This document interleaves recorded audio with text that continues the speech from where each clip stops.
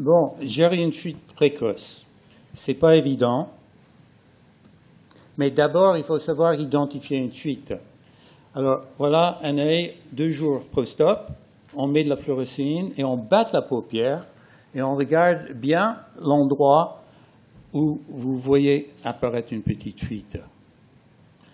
Il y a un œil à 2 mois post-op où on fait la même chose, on batte la paupière et on voit apparaître une petite fuite.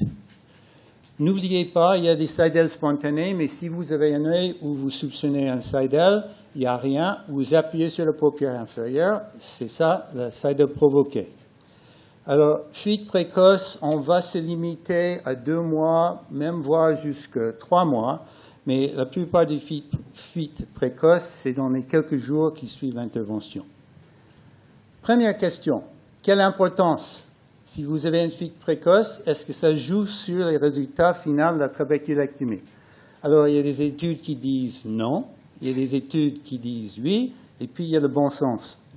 D'abord, cette étude avec 60% des cas qui avaient une fuite précoce, plus avec une incision au limbe qu'à distance du limbe, mais les résultats finaux, l'échec avec des cas sans fuite et avec fuite étaient pareils. Voilà une autre étude, 120 trabéculectomies traitées plus ou moins et par des moyens différents, et puis il n'y avait pas de différence à 20 mois.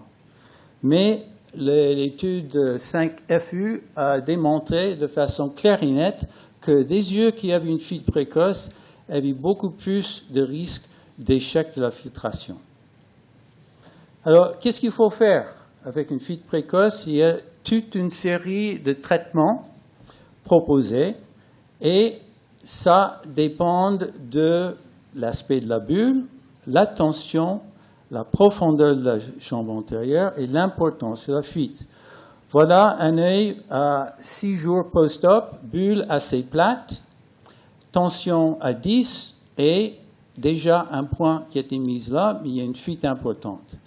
Ça n'a rien à voir avec un œil où vous avez une toute petite fuite, une bulle calme, saillante, chambre profonde et une tension correcte. Quand vous avez une bulle qui est calme et saillante avec une toute petite fuite, vous pouvez très bien ne rien faire, vous attendez.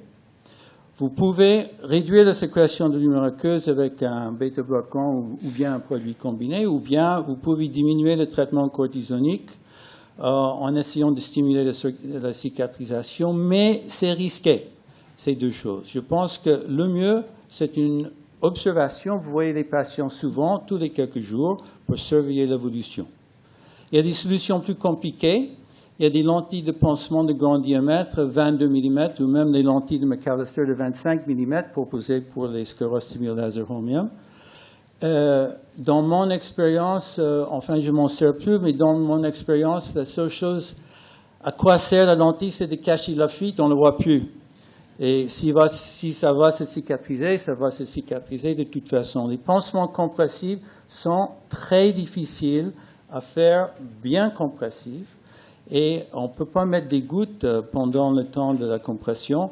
Et il faut les voir tous les jours. Une cautérisation de la bulle, de la fuite a été proposée avec une cautère pas très chaud. Il y a également des cols physiologiques et puis des cols cyanuracryliques.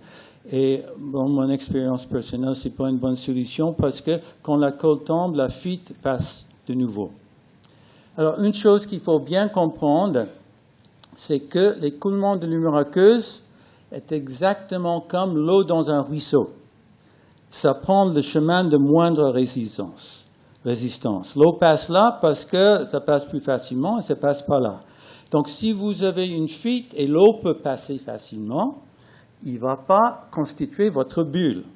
Donc, quand vous avez une fuite importante qui risque, dans votre estimation, d'empêcher la formation, il y a un petit fil de VQL 10.0 sur une aiguille ronde de 70 microns que vous pouvez mettre à la lampe à fonte pour colmater votre fuite.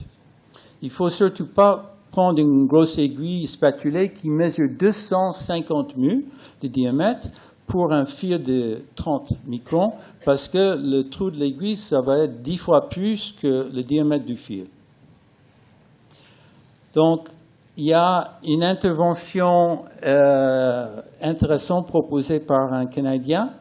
C'est un needling d'une bulle précoce avec fuite.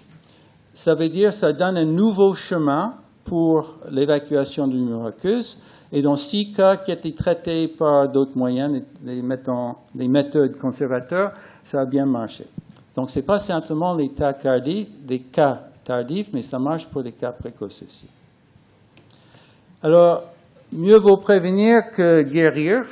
Et je vous présente une technique de trabéculectomie avec une ouverture très petite au limbe, plus petite l'ouverture, plus facile à fermer. Et on peut très bien loger une désinsertion de la limbe de 4 mm entre 2 vaisseaux perforants sans les cauteriser, volet scléral de 3 mm, une trappe d'une demi ou 0,7 mm.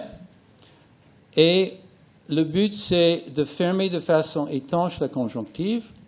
Et actuellement, je fais ça avec un Vicryl 10-0 sur le même aiguille ronde. Et je vous montre la technique avec une conjonctive extrêmement fragile. On passe très loin pour prendre un bon morceau de conjonctive. Et ensuite, le passage clé, c'est on prend du tissu épiscléral, pas simplement la conjonctive, et puis on va faire un nœud enfui pour bien ancrer la conjonctive au limbe. On fait la même chose de l'autre côté, et si on estime que ça ne suffit pas, on peut mettre un 3e point au centre. Et voilà un cas comme ça, à 6 jours post-op, qui va bien, un cas 5 mois post-op, qui va très bien, ça donne ce genre de bulle.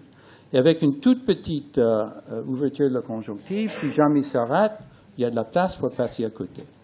Je vous remercie.